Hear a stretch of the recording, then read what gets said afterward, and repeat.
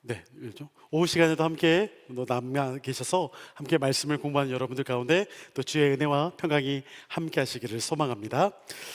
오늘은 통일왕국시대 네 번째 시간입니다. 열왕기상 1장부터 11장까지의 내용을 중심으로 보려고 합니다. 지난 시간 내용을 조금 복습하도록 하겠습니다. 지난 시간에는 다윗의 부정적인 모습들과 또 그의 신실한 모습들을 함께 살펴봤습니다. 다윗의 부정적인 모습들에는 제가 이제 몇 가지만 이렇게 추렸는데요. 법궤를 이동해 오는 과정, 1차 과정이었죠. 법궤를 블레셋 가운데 과거 사무엘의 아들들이 엘리 제사장의 아들들이 빼앗겼죠. 그래서 그 블레셋 가운데 법궤가 이동하면서 이제 다윗 때에 와서야 이제 궁으로 들어오게 되는 일이 있게 됩니다. 그때 가져옴에 있어서 하나님의 뜻과 방법대로 가져와야 했는데 그러지 않았죠. 원래는 레위인들, 제사장들이 함께 어깨에 메고 가져와야 했는데 이때 가져올 때는 어떻게 가져왔습니까? 새 수레, 그렇죠? 새 수레에 그것을 싣고서 왔습니다. 결국 소들이 뛰어놀 때 흔들리게 되니까 누가 그걸 잡았죠? 웃사가 잡게 되자 죽었습니다. 물론 억울한 죽음이다 생각할 수 있지만, 하지만 이것은 대표로 웃사가 죽었던 것일 뿐 실제로는 이것 가운데 함께 법궤를 가져옴에 있어서 모든 사람들이 다 잘못을 했다라고 했습니다. 왕인 다윗이 그거에 대해서 잘못했고, 또한 제사장들도 분명히 그것을 알고 있음에도 그렇게 하지 않았던 것, 또한 웃사가 그것을 함부로 또한 잡았던 것, 물론 억울하다 싶은 마음이 있을 수 있지만, 하지만 그럼에도 그가 그를 잡았다는 것은 그 역시도 이것에 대해서 대표로 그가 죄악 가운데 심판받았음을 볼 수가 있습니다. 그리고 두 번째로는 밧세바 간음 사건이 있었죠. 우리아의 아내 밧세바, 우리아는 알고 보면 다윗과 꽤 오랫동안 함께했던 친구이자 또 전우이자 또 충실한 부하였습니다. 그런데 다윗 가운데 지난 시간에 봤을 때 어떤 말씀이었냐면, 왕이 출전할 시기가 되었는데 출전하지 않았다라고 말씀을 드렸습니다. 즉 왕이 출전할 시기라는 것은 전쟁 가운데 하나님께서 다윗을 세우셨는데 그 전쟁의 일을 다윗이 하지 않고 남아 있었기 때문에 유혹에 대한 부분이 어떻게 보면 있었다라는 것을 이야기를 했죠. 왕의 직무를 다하지 않았습니다. 왕이 출전하여 전쟁에 나아가야 하는데 그러지 않음으로 인해서의 또 다른 유혹이 왔고, 그것이 바로 우리아 아내 밧세바가 목욕하는 것을 보게 되고 음란한 마음을 품게 되며 점차 타락해져 가는 과정의 모습도 있었다라고 말씀을 드렸죠. 어떻게 보면 간음하게 되고 또한 현실을 은폐하게 됩니다. 자신의 잘못을 숨기기 위해서 결국 우리아를 전쟁 가운데서 데려오고 또한 그를 또한 아내와 동침하도록 했는데 결국 우리아가 그렇게 동침하지 않으니까 결국 전쟁의 앞에 세워서 죽음 가운데 있도록 조작하죠. 이러한 어떤 다윗의 모습, 이런 어떤 다윗의 모습을 우리가 좀 함께 살펴봤습니다. 세 번째는 인구조사였습니다. 자신의 세력, 힘을 과시했습니다. 인구조사가 무슨 큰 문제냐라고 생각할 수도 있죠. 그런데 성경에서는 인구조사를 함에 있어서는 늘 하나님의 명령이 있었습니다. 하나님께서 특별한 목적과 뜻이 있을 때에 그 일을 하도록 했습니다. 우리가 잘 아는 것처럼 민수기 가운데 두 번의 인구조사가 있지요. 그것은 가나안 땅을 정복하기 어쩌면 그 군대의 훈련을 해야 할 병사들이 얼마인가를 또 목적으로 두었고, 또 다른 하나는 가나안 땅을 정복한 이후에 땅을 분배받을 때 어느 지파가 어느 정도의 인구가 있고 그것을 제비뽑기를 통해서 각 땅을 어떻게 나눠 가질지에 대해서 하나님이 분명한 목적을 두었습니다. 그런데 다윗의 인구조사는 아주 지극히 인간적인 생각이었다라고 말씀을 드렸죠. 왜냐하면 인구조사라는 것은 자신이 통치하는 시기에 얼마나 많은 사람들, 얼마나 많은 백성들, 얼마나 많은 군인들이 있게 되는가를 보게 됩니다. 세금을 걷어야 했고, 또한 그 세금과 함께 전투력이 필요하니까 사람들을 써야 했고, 군인들을 데려옴에 있어서 그 여러 가지가 필요했습니다. 그런데 이것이 다윗 자신 때에 얼마나 많은 부흥과 얼마나 많은 또 사람들이 늘어났는가, 또한 새가 그렇게 국방력이 튼튼하고 그렇게 부유하게 살았는가를 측정하려는 부분들이 있었다라는 것이죠. 결국 하나님에 대한 불신이었습니다. 하나님을 신뢰하지 않고 자기 스스로 가운데 그것을 자랑하려는 모습을 볼 수가 있습니다.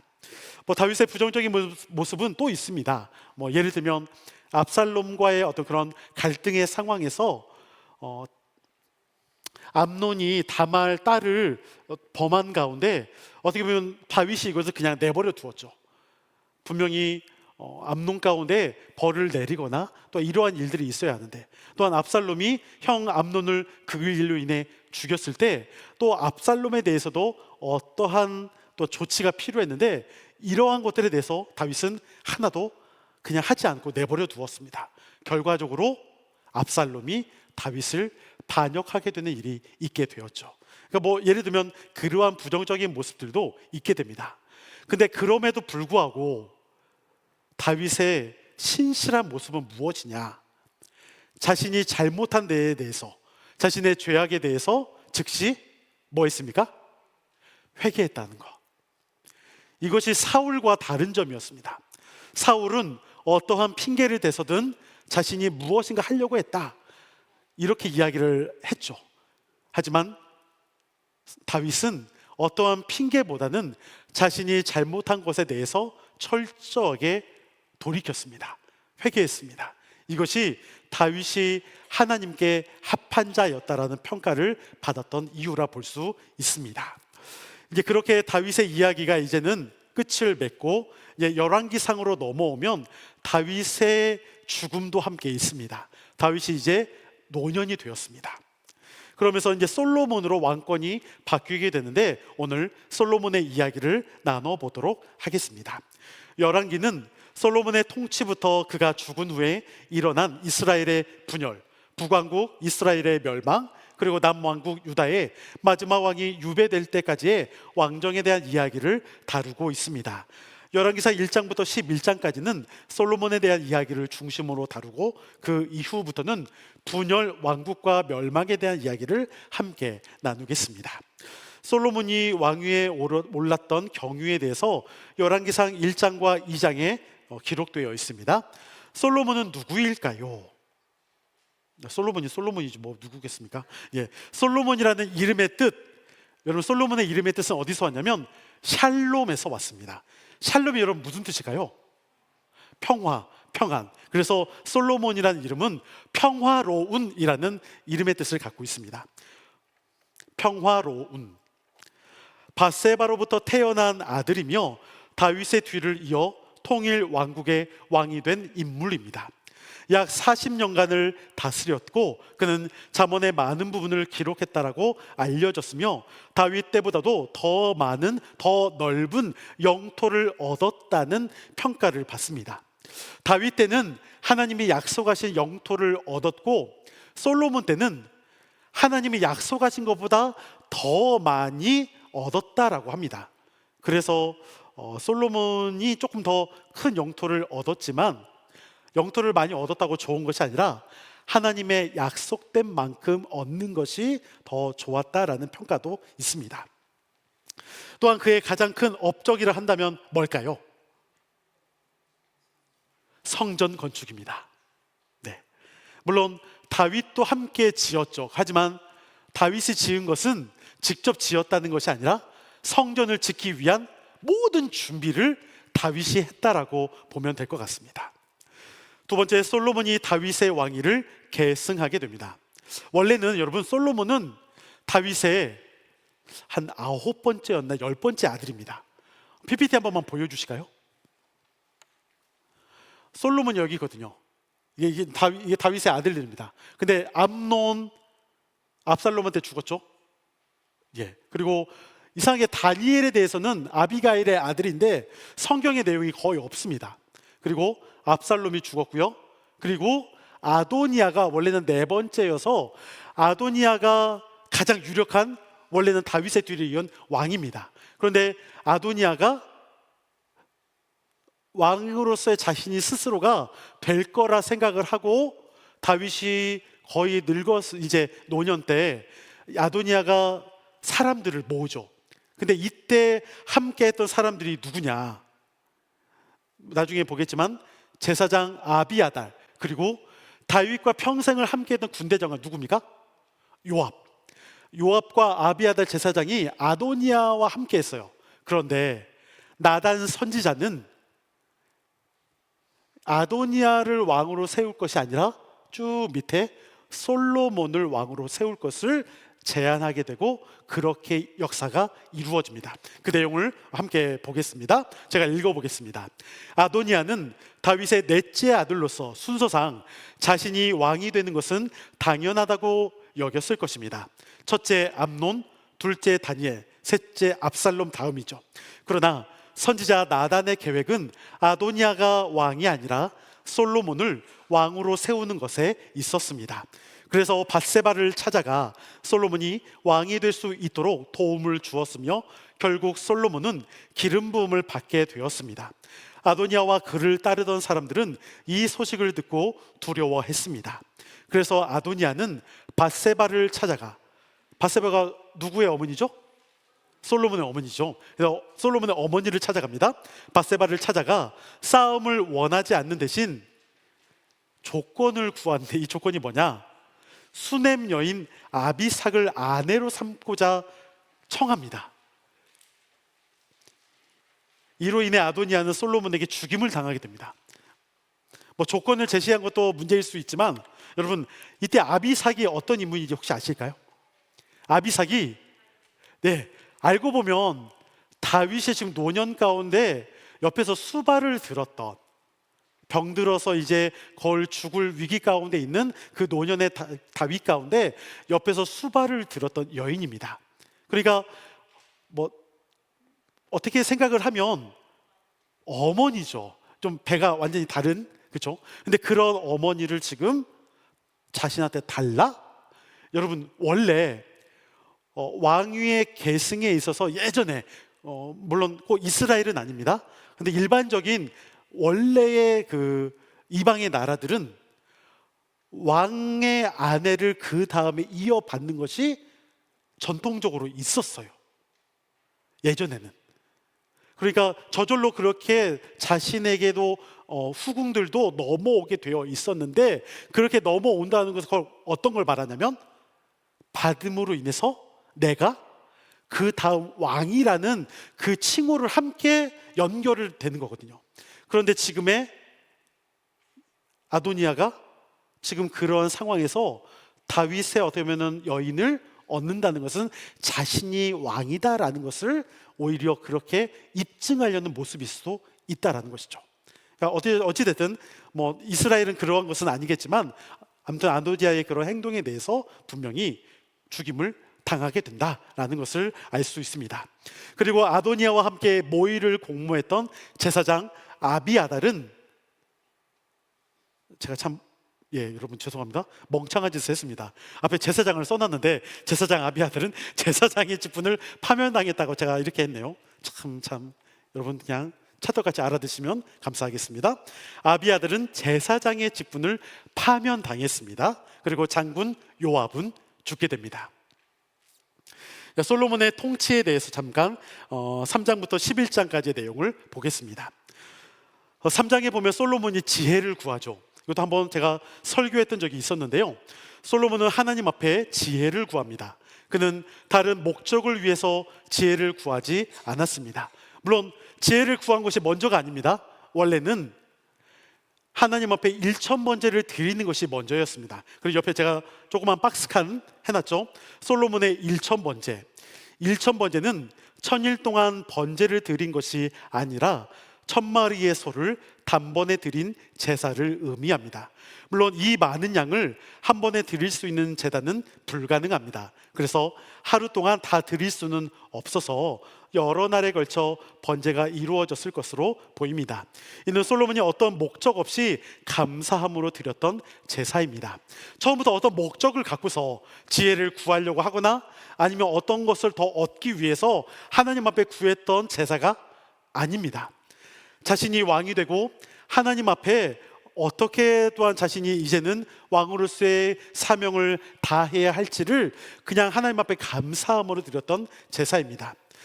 이 1000번제에 대해서 아까도 얘기했지만 이것을 1000일 동안 번제를 드린 것이 아니다라는 것을 알 수 있는 것은 오늘 PPT 한번 보면 열왕기상 3장 4절에는 이렇게 이야기하고 있습니다. 우리 함께 읽어보겠습니다. 시작.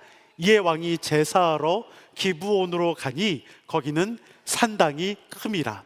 솔로몬이 그 제단에 1000번제를 드렸더니. 아멘. 산당이 크다라는 것을 강조하고 있습니다. 만약에 1000일 동안 솔로몬이 여기에 왔다 갔다 했다라는 것을 강조하려면 꽤 오랜 시간 동안 왔다 갔다 했다라는 것을 오히려 더 이야기를 할 텐데, 여기서의 제단이 더 크다라는 강조는 그 위에 번제를 드릴 수 있을 그만큼의 더 큰 제단이었다라는 것을 강조하기 위함이죠. 또 역대하 1장 6절도 한번 보겠습니다. 역대하 1장 6절 있죠? 네, 함께 읽어봅니다. 시작. 여호와 앞 곧 회막 앞에 있는 놋제단에 솔로몬이 이르러 그 위에 1000마리 희생으로 번제를 드렸더라. 아멘. 즉 1000마리를 단번에 드리기 위해서, 물론 1000마리를 단번에 드릴 만한 큰 제단은 없습니다. 하지만 여기서 말하는 것은 그만큼 한 번에 드리기 위해서 1000번제가 그런 의미로서 쓰였다는 것을 말합니다. 그렇다고 여러분 제가 이것을 이렇게 적용하는 것은 아닙니다. 예를 들면 그래 내가 하나님 앞에 1000번제 좀 드리고 싶은데, 예를 들면 일주일에 10,000원씩 하나님 앞에 드려야 하는데 목사님이 또 한 번에 드리라고 하니까 10,000,000원을 만들어서 드려야 하나, 이렇게 생각하는 것은 절대 아닙니다. 제가 1000번제라고 말하는 것은 그냥 그 당시에 한 번에 드리기 위해서 그렇게 했다라는 것이지, 우리가 하나님 앞에 예물을 드리거나 그러함에 있어서 어떤 기간을 두고서 단번에 뭔가를 헌금하고 이러한 의미로 쓰여지는 것은 아니라는 것이죠. 우리가 하나님 앞에 드려지는 것은 내가 어떻게 하나님 앞에 헌신을 다해서 마음을 다해서 드리느냐, 이것이 중요한 것이지, 물질의 액수나 어떠한 것을 더 많이 드려야 하기 때문에 하나님이 받으신다, 이러한 것은 여러분 생각하지 않으셔도 될 것 같습니다. 솔로몬이 지혜를 그 다음에 구하게 되는 내용은 1000번제를 드리고 난 이후 그날 밤 하나님이 나타나십니다. 그래서 하나님이 솔로몬에게 무엇을 너가 구하느냐라는 것을 물어보실 때 솔로몬이 하나님 앞에 내가 지혜를 구합니다, 듣는 마음을 구합니다 라고 이야기를 합니다. 그래서 자신이 왕의 사명을 잘 감당하는 것에 목적을 두고 있는 것이죠. 그래서 백성을 잘 다스리고 공정한 재판을 하기 위해 하나님께 지혜를 구합니다. 이에 하나님께서는 지혜와 함께 부와 영광도 주십니다. 솔로몬의 여러분 긍정적 부분에 대해서 계속 볼게요. 지혜로운 통치가 3장에 있습니다. 1000번제를 드리고 난 이후에 예루살렘에 돌아와 잔치를 열었을 때 두 창기가 솔로몬을 찾아옵니다. 이 두 여자는 한 집에 살고 있는데 둘 다 아이를 3일차 간격으로 한 사람이 낳고 그 다음에 또 한 사람이 낳았습니다. 그런데 이 중에 한 아이가, 이 여자가 어떻게 이렇게 눌렀는지 뭔지 압살을 당했는지 죽게 됩니다. 그래서 이 여자는 다른 여자의 아이를 빼앗아 갔다고 말하면서 서로 자신의 아들이다라고 이 아이를 주장합니다. 이 내용 여러분 다 아시죠? 네. 이때 솔로몬은 칼을 가져오도록 하여 둘로 나누어 반씩 양쪽에 주도록 했습니다. 그러자 산 아들의 어머니는 아들을 죽이지 않도록 요청했지만 다른 한 여인은 둘 다 같이 못하도록 왕의 뜻대로 하라고 말합니다. 우리 열왕기상 3장 25절과 26절의 말씀인데요, 우리 함께 읽어보겠습니다. 시작. 왕이 이르되 산 아이를 둘로 나누어 반은 이 여자에게 주고 반은 저 여자에게 주라. 그 산 아들의 어머니 되는 여자가 그 아들을 위하여 마음이 불붙는 것 같아서 왕께 아뢰어 청하건대 내 주여 산 아이를 그에게 주시고 아무쪼록 죽이지 마옵소서 하되 다른 여자는 말하기를 내 것도 되게 말고 내 것도 되게 말고 나누게 하라 하는지라. 아멘. 솔로몬이 지혜롭게 이야기를 하고 있는 부분이죠. 네, 이것도 알 수 있습니다. 누가 아들의 어머니일까요? 솔로몬은 아들을 죽이지 말라고 요청했던 그 어머니가 진짜 어머니임을 밝히게 됩니다. 물론 성경에서는 솔로몬에 대한 이야기가 많이 없습니다. 그런데 탈무드나 여러 가지를 보면은 그 솔로몬이 어떠한 일들을 했는지 전승되어 오는 그런 내용들이 많이 있기도 합니다. 4장부터 9장까지는 길게 성전 건축에 대해서 말합니다. 성전 건축, 솔로몬은 지혜의 왕답게 많은 업적을 쌓았습니다.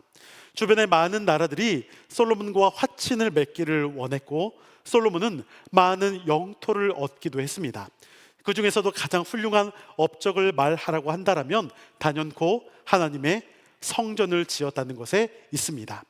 열왕기상 8장은 성전이 완성된 이후 하나님께 드리는 성전 낙성식, 봉헌식이 8장에서 진행되고 있습니다. 성전 낙성식에서 솔로몬은 모든 백성을 대표하여 여호와 하나님을 온 이스라엘의 주로 고백하고 주의 율례와 법도를 지킬 것을 선언합니다. 또한 온 세계 열방이 하나님의 뜻을 알아가는 데에 성전이 쓰일 것이며 이스라엘 백성은 그 일을 책임과 사명으로 인식하겠다는 기도를 올려드립니다. 성전은 분명히 여호와의 영광이 머무는 집이요 임재가 가득한 장소이지만 반대로 생각할 수도 있습니다. 온 우주를 창조하신 하나님께서 성전과 같은 좁은 곳에만 계신다 말할 수가 없죠. 그래서 내재성과 초월성을 모두 다 생각해야 합니다라고 볼 수가 있습니다.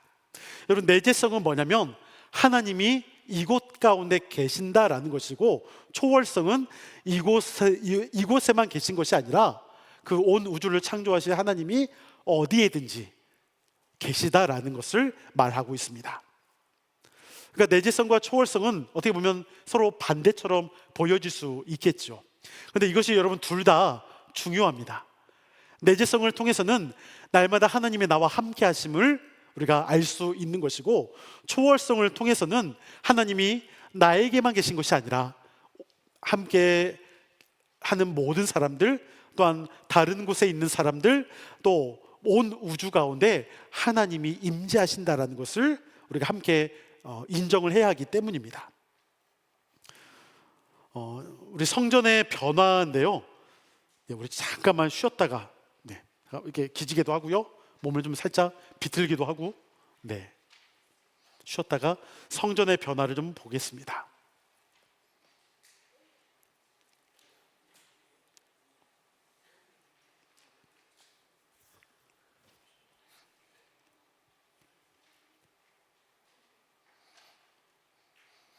눈꺼풀이 가장 무겁죠.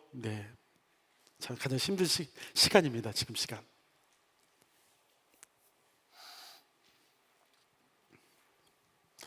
여러분, 성전 중에 첫 번째 성전은 뭘까요?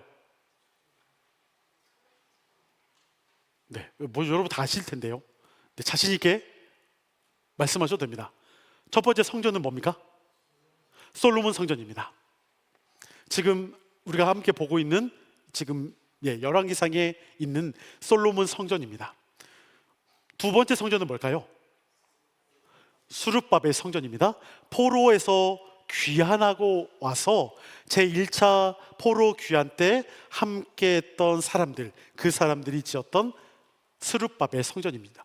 이 수르바벨이라는 사람의 인물은 유대의 총독이라고 생각하면 될 것 같습니다. 그리고 그의 아버지 스알디엘이 있고요. 그 스알디엘이 다윗의 자손 후손 가운데 그렇게 있었다라고 일반적으로 이야기를 하고 있습니다. 세 번째 성전은 뭘까요? 맞습니다. 헤롯 성전입니다. 이게 이제 거의 신약 예수님 시대 이제 그 앞부터 시작해서 이제 좀 이렇게 이어지게 되는데요. 헤롯 성전, 여러분 어떤 성전이 가장 클까요?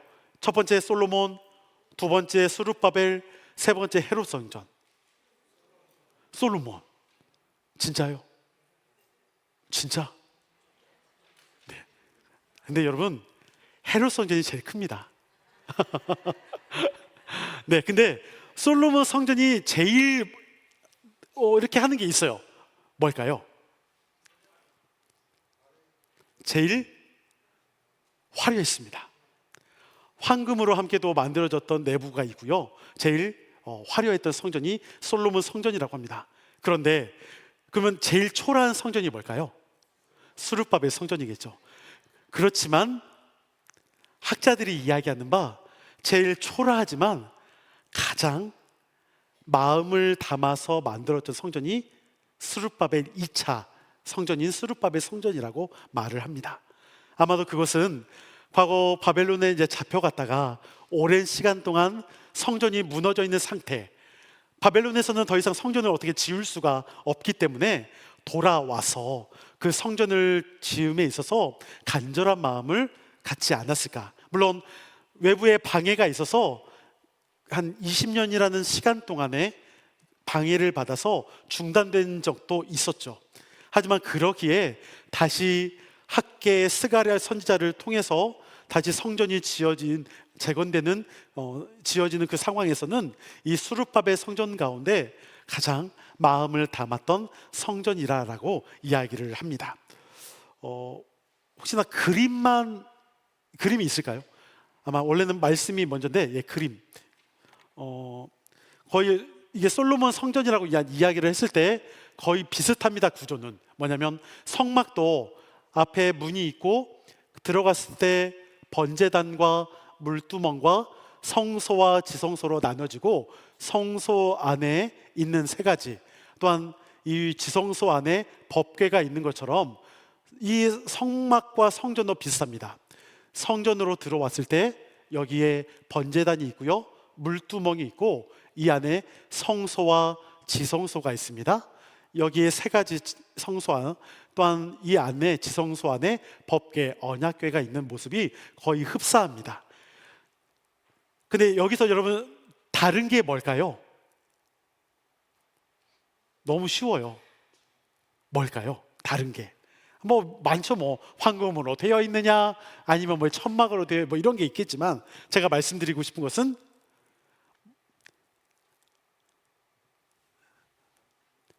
성전은, 일반적으로 말하는 성전은 돌로 지었든 뭐든 움직일 수 없죠.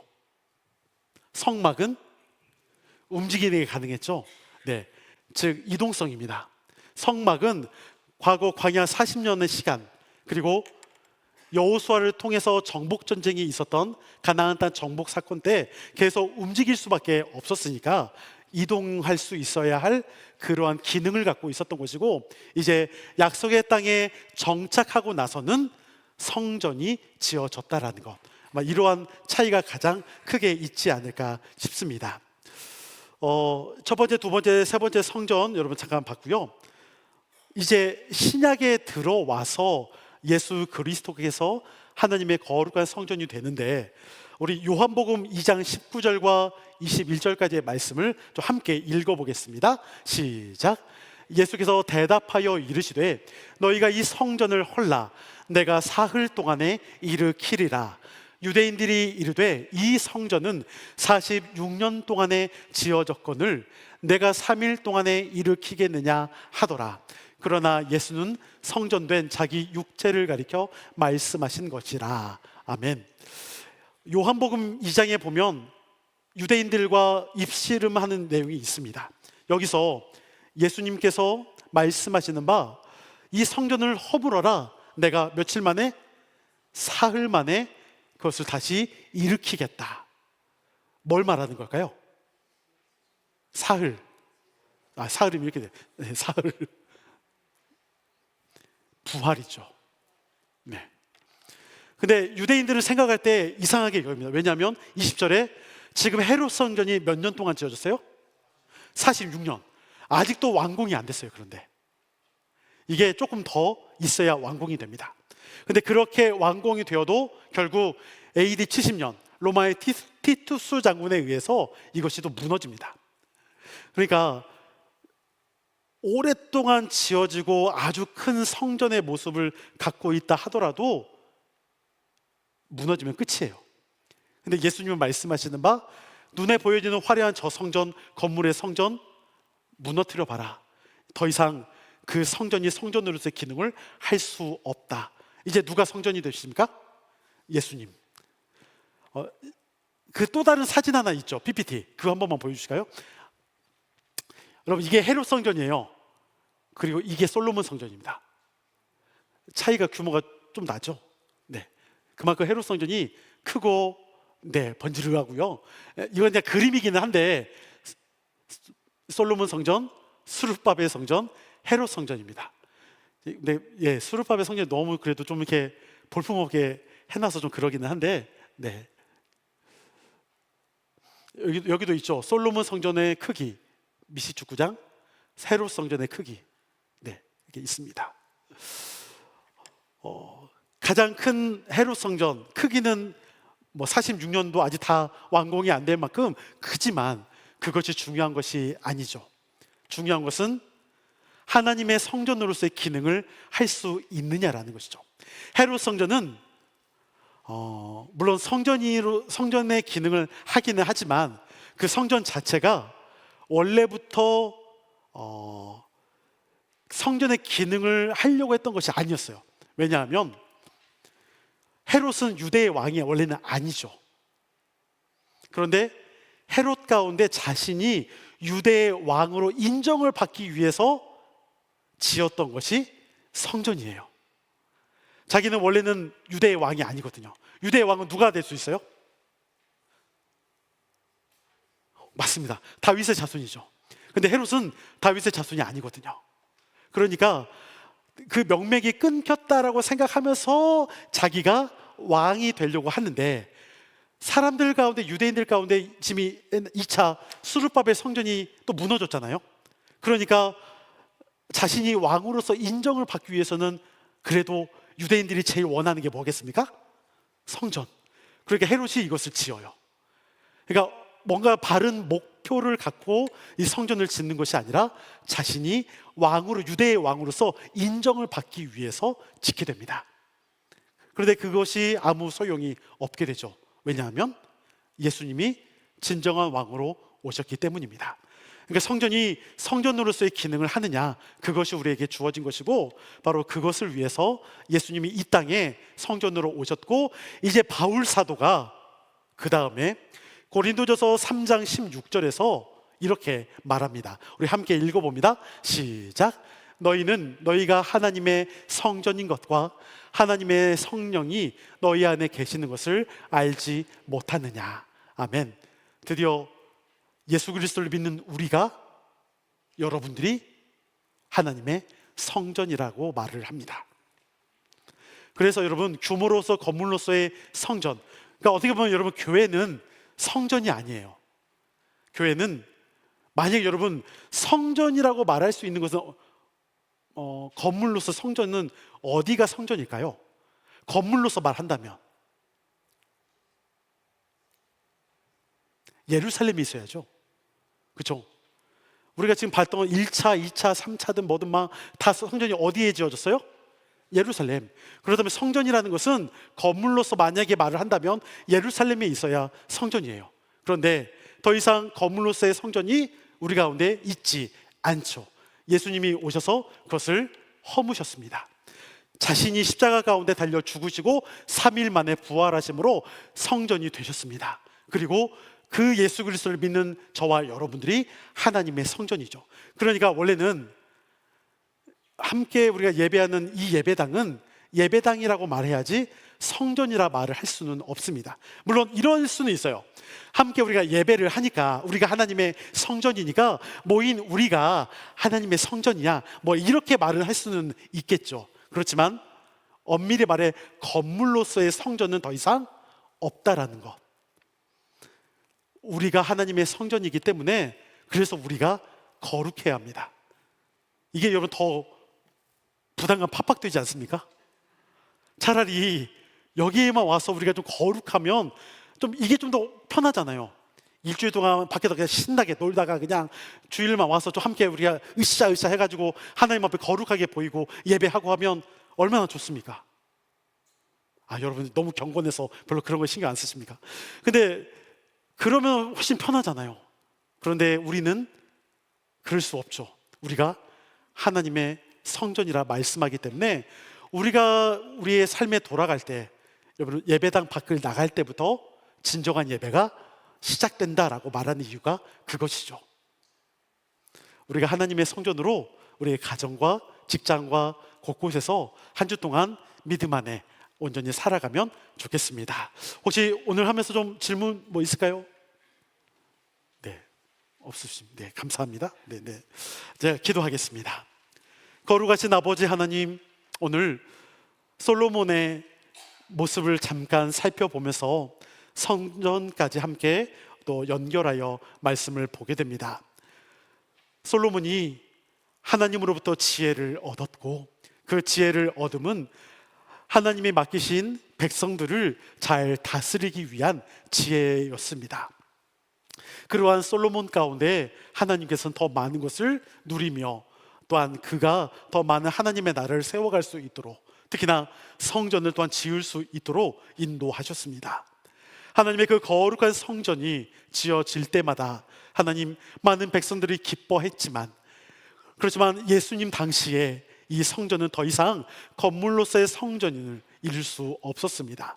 예수님이 이 땅에 오신 성전이요, 그 예수 그리스도를 믿는 우리가 하나님의 성전이 되었습니다. 그렇다면 이제는 우리가 이 땅에서 어떻게 살아가야 할지가 중요합니다.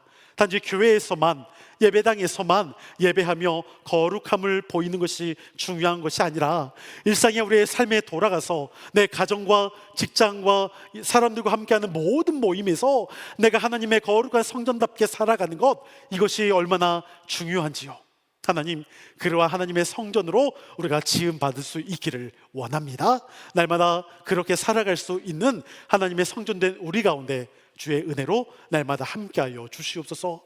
이제는 우리 주 예수 그리스도의 은혜와 아버지 하나님의 무한하신 사랑하심과 성령님의 감화 감동 역사 교통 충만하심이 오직 하나님의 거룩한 성전된 우리 가운데 날마다 그리스도를 닮아가며 그리스도 안에서 더 아름답게 세워져 갈 수 있는 하나님의 귀한 자녀들이 될 수 있도록 주께서 날마다 붙드시고, 또 우리 가운데, 또 우리의 가정과 또한 직장과 그 앞길 가운데 영원토록 함께 하시기를 간절히 축원하옵나이다. 아멘.